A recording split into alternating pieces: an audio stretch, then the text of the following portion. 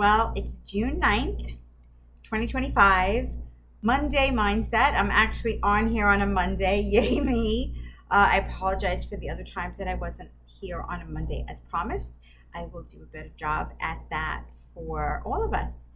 I thought today would be a great time to talk about two words. Two words that I struggle with, two words that I've really come to understand have been prevalent in so much of my life. Excuse the hair. And I always think I'm not so special. I'm not so different. So if I've struggled with this, then perhaps you've struggled with it.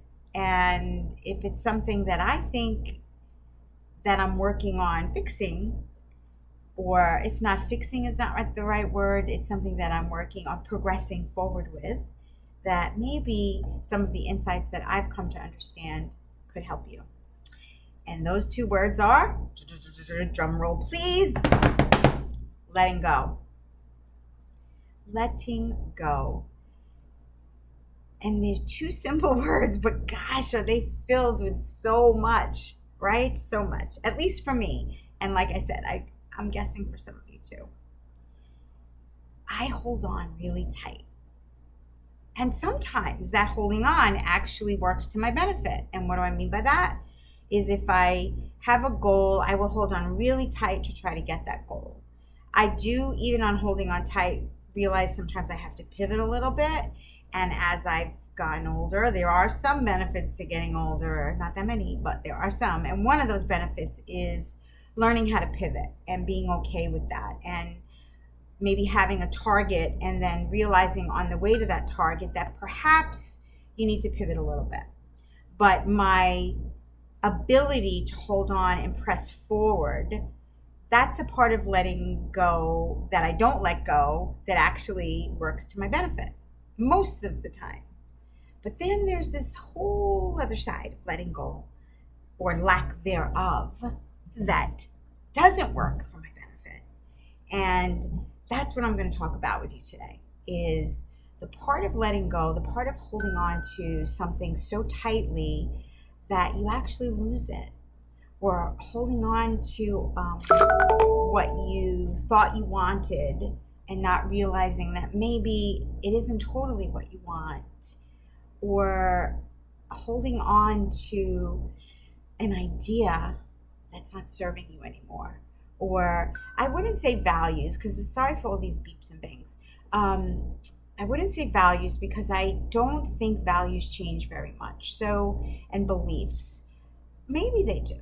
Maybe they do a little bit, but it's really hard to convince somebody to change their values and beliefs. And I don't really try to do that with people. I really, unless it's a really, really crazy, but even that, who am I to try to change a value or belief? And it doesn't work. So I'm not really talking about that.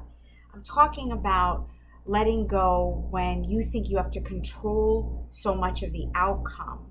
And so you're holding on so tightly because, like for me, I might be worried about something. So it's not that I want to control for like nefarious reasons. I might want to control or have a lot to say about something because I'm worried that if I don't help that or don't that situation, that the outcome is going to be bad, or it's going to be dangerous, or something good's not going to happen. And so then I'm holding on so tightly so that this thing that's in my head doesn't happen.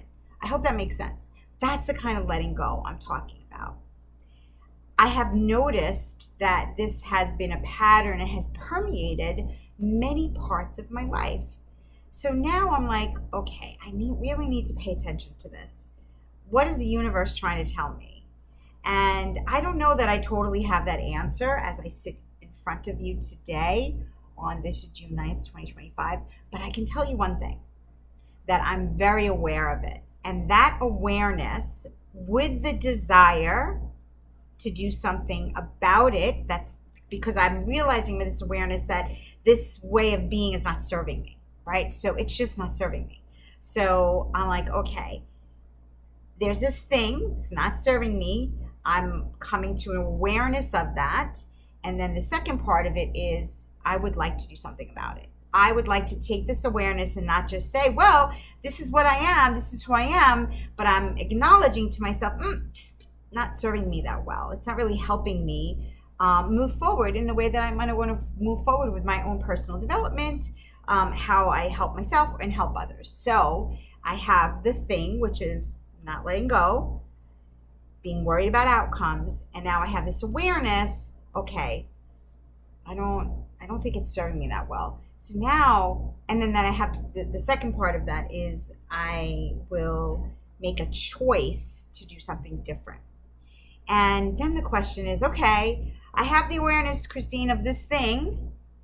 And if it's for you, letting go, or it could be something else, but for this discussion, it's about letting go. I have the awareness, and I agree with you. I think maybe it does kind of get in the way. Maybe it isn't serving me as well as I might have thought. What do I do? So let me give you some help with that. And it's not earth-shattering, by the way, but I really think when you put it in this context, it's really helpful. So in order for me to really begin the journey of letting go, like I said, not totally conquered it yet. I don't know if I'll always conquer it, but I do know this, that this awareness has really made me make different choices because of that. And how I'm able to make those different choices is by trusting that things work out as they're supposed to. I told you this isn't rocket science, but just putting it in that context, things will work out as they're meant to work out. Trusting in the universe, having faith. Faith is the only thing that sort of helps you overcome fear. And it could be faith in God, like I have my cross, or it could be faith in just another higher power. It could be just faith in the universe. I have faith in that too. And having faith that things will work out as they're supposed to versus holding on so tight and not being able to let go, and seeing that cycle and seeing that the outcomes change because I let go has been a really major change in how I'm interacting with certain people and the people closest to me. And the person mostly, hello to my cat, I think this has been her first appearance on my videos, is been my daughter. And I do worry a lot, and she's really teaching me how to let go. And she's able to teach me that because she is so independent and she's so smart and she's so capable. Now she's 21, so as far as I'm concerned, she still has many things to learn about life, but she can learn them on her own. And I'm really, I just want her to be safe, happy, and healthy, like prosperous, safe, happy, healthy, and prosperous. And the rest of it, well, she can figure all those things out. She needs a little guidance here and there, but I'm really learning to let go. And as I'm doing that, she's even blossoming more, despite me holding on so tightly to her, despite me, which is great. And so I can tell you that that's one area in my life that I've really seen the difference in it. And she might, I don't know if she would say I let go. She might think I'm still holding on tight, but because she doesn't know half of what I think about what I want to do and say, but it really has benefited our relationship a lot. And I'm going to look for other areas in my life to become really aware of, how can I let go more? How can I let go more? And okay, I'm going to have faith that the situation is going to work out as it should. Tell me in the comments if this resonated with you. Tell me in the comments if letting go is something that you do, and maybe you have something that you could share that helps you to let go. Or if you're someone that doesn't let go, if you're willing to try what I just suggested to you, which is having faith versus fear. So breaking that pattern of thoughts that bad things are going to happen, and have faith, doing a pattern interrupt. And the only thing that really gets rid of fear is faith. And also trusting that things will work out as they can. So those are two little tips. There's probably more, but for now, that's all I'm going to share. I would love for you to tell me in the comments what you think about this video. Like, subscribe, and if you're seeing this in my group, please put it in the threads that you watched it and your thoughts on it.